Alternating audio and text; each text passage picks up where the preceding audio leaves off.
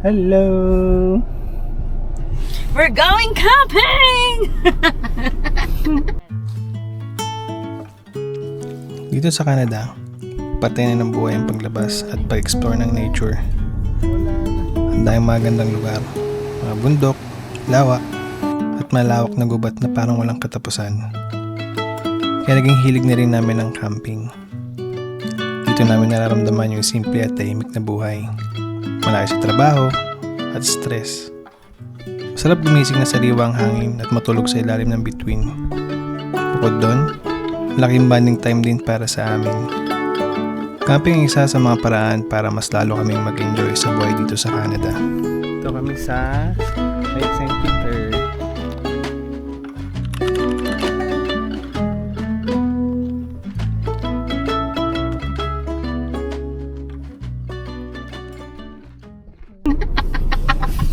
Another day, another camping day na naman. Punta tayo ng Lake St. Peter. Yeah. 3 hours drive from bahay. Ha? From dito sa bahay, ha? Yeah.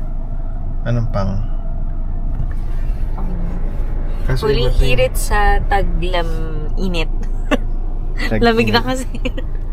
We're here, pero register muna. Okay, sarap mo kasama. Naiihina ako kasi ang layo ng biyahe ko. Sobrang tahimik, babe.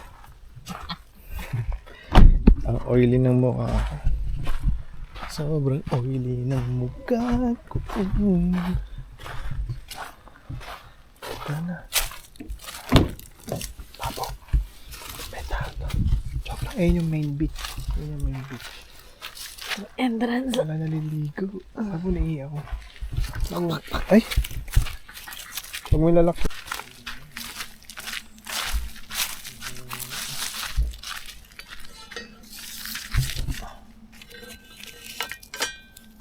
Uy, gagamba. Gagamba.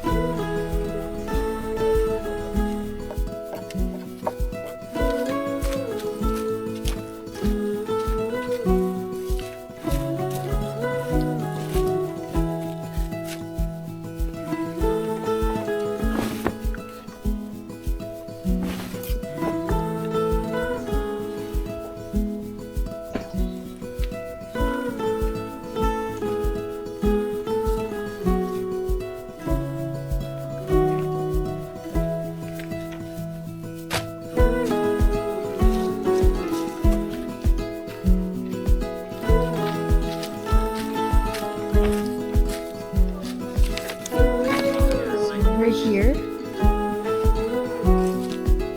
in Lake St. Peter. And this is the map. We're here at campsite 14.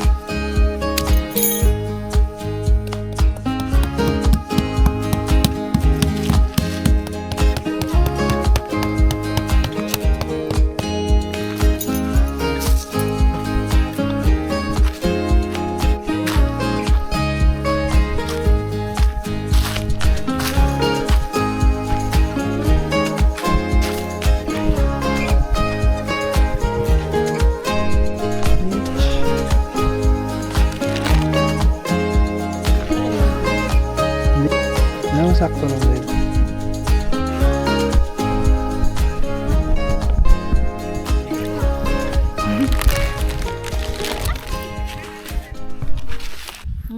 Ito kami sa Lake St. Peter. Walang katao-tao. Solo.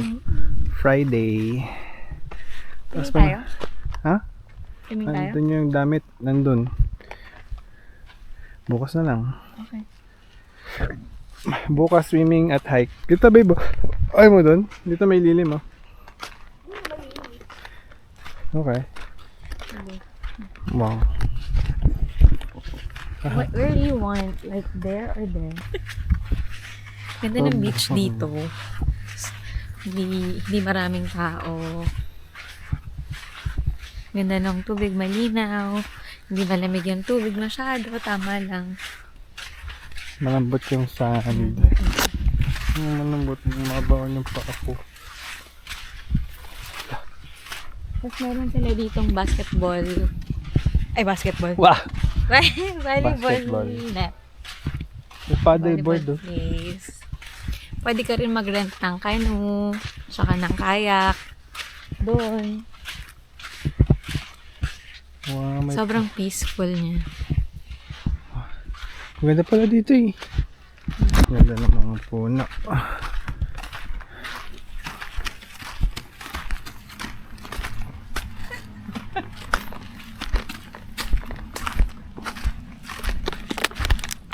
Tama kaya?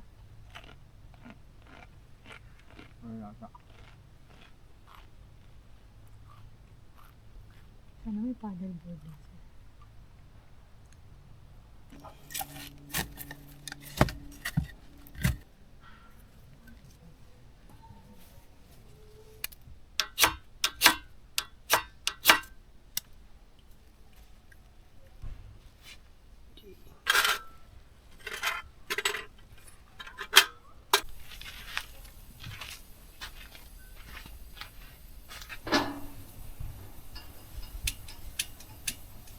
Sisindin mo muna yung ano, yung cloth. No, mayroon na yan dyan. Mukha mo. Mamaya biglang sumabog yun. Mukha mo. Ay no.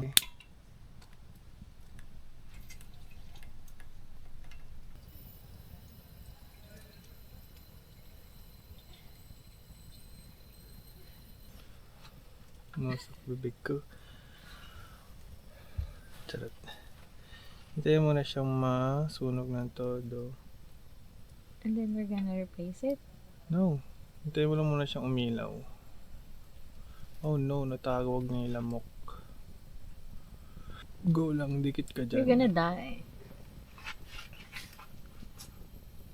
And pinalasan. Not so bright. Wow. So bright. And Nagdamp pa. yan. Okay, that's it. Dinner.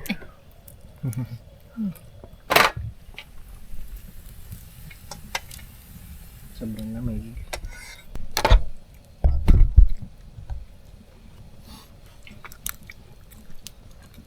Okay.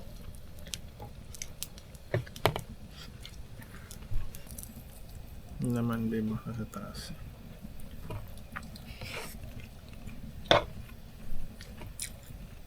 Ito.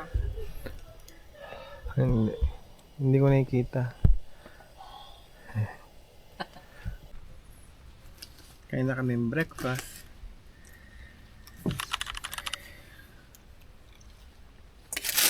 Bacon and egg and tinapay.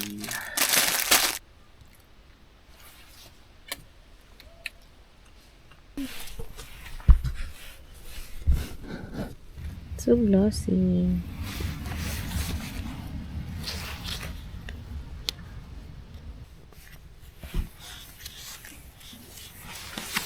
Yay! Yay! Hindi pantay. Kahit na nasa bilog naman. Wait. Date Two visited. sandy beaches and opportunities to both fish and hike, and a camping pass allows daily entry to nearby Algonquin or Silent Lake provincials. Cutie! Kasi ang bigay sa amin ni mama ng baon.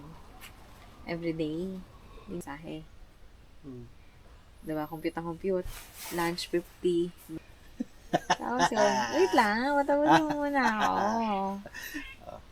Tapos sabi ko, tao nga. Doon nakabarong. Ewan ko, yung puting long sleeves. Baka ko nga 150 araw-araw. Akala ko nga, Lapit-lapit ang school niyo. saan? Sa NU? Akala ko ba tataas yung baon ko kada? Ha? Hindi ganun yun. Ba't kala mo ba pataas ang pataas? Nang year ka, tumataas ang baon mo. Kasi naswerte ka yata. Sabi ko, ganun ba yun? Kasi akala ko kada year tataas yung baon ko. We're going hiking. Lookout hiking trail. Cabin trail. Yeah, I think it's 4 kilometers hike. Ayoko na. Okay, saan tayo? So, we're here. Ito ang ating... Okay. Oh, may itong cabin trail. Diretso ba tayo dito? Yeah, But here's the lookout. yun nga yan. Kung saan ang entrance, hindi tayo maliligaw, doon din ang exit. No, here's the exit. I know, same road. Nakikita mo pa rin yung office. And then we're gonna see some pond. Let's go.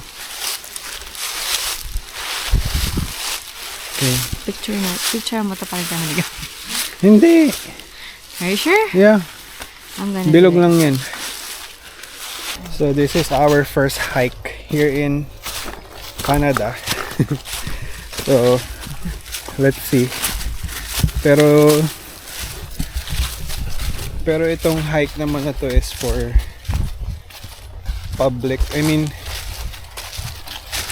I don't know kung katulad sa Pilipinas na You can see it's mahirap easy talaga. terrain. Oh, I forgot to put some off lotion. Haha.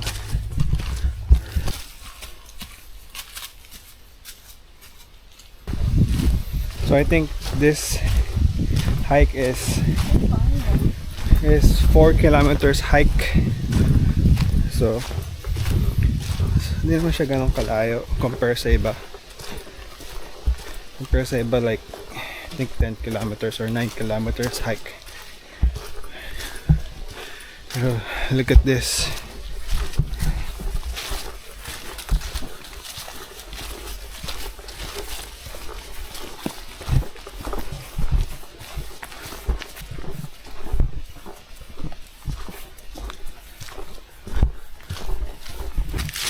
Yan, ininit ni si Mayor, ha? Nalanggal niya na ang kanyang waterproof jacket.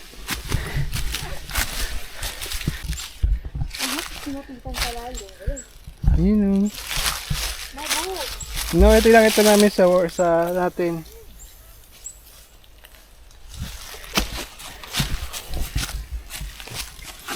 Oh my God. Tama lang. Hirap pala.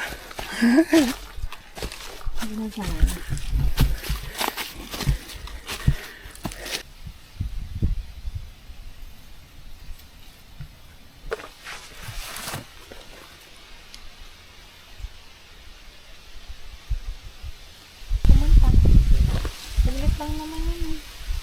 Yeah, we still have the whole day. Okay. Magdidiretso ka dyan. Alis na kami. Ito yung lookout na sinasabi nila. Para siyang 30 minutes lang or less na hike. Pero depende sa facing mo. Sa facing namin, medyo mabagal kasi wala kaming warm-up. So, napakahirap para sa amin. Pero madali lang yung hike. Kasi, konti lang yung ascend. At hindi naman ganun ka-ascend. Kayang-kaya ng bata. At ng matanda. Pero worth it naman yung view, diba? Mas maganda pa dito. Mas maganda pa to pag October, I think. Kasi mas maraming kulay yung trees. Pero maganda pa rin naman ngayon kasi yung iba nagtaturn na ng yellow or orange. So, yeah. Ito yung makikita mo. Cabin Trail Lane.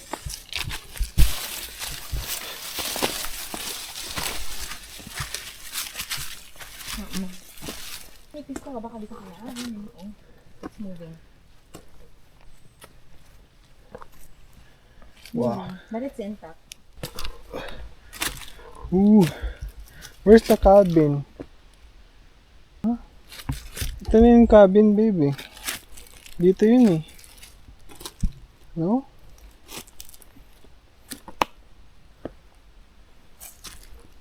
Maybe dun pa? Okay. Ay, ito na nga. Is it? Is it? Yeah. Oh, here's the cabin. Wow. Mm-hmm. Here's to the cabin. Ayun o, yung wall niya. Pa square. No, don't go there, babe. You should not go. Wow.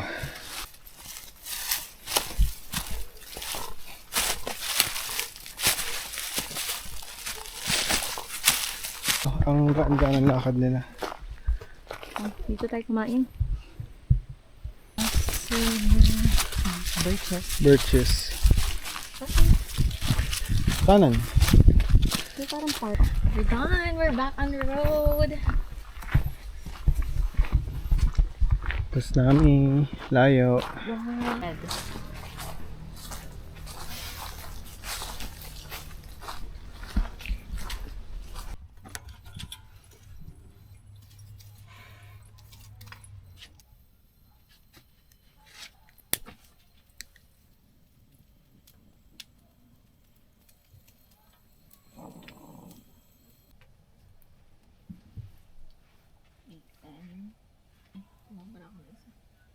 Wala na ba siyang gas?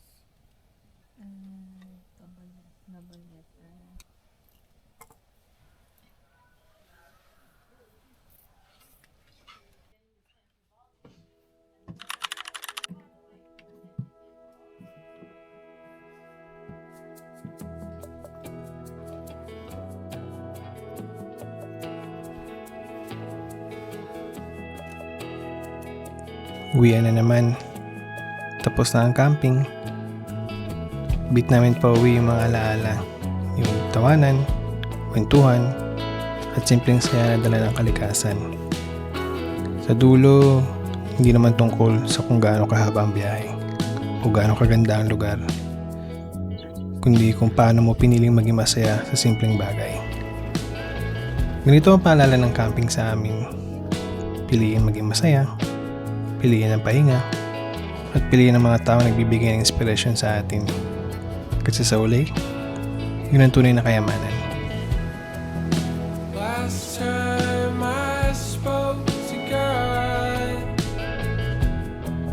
He laughed right in my face.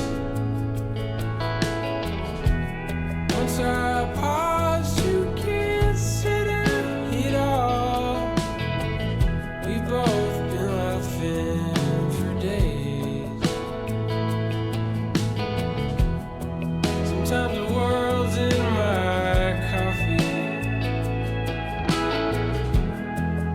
and the devil's in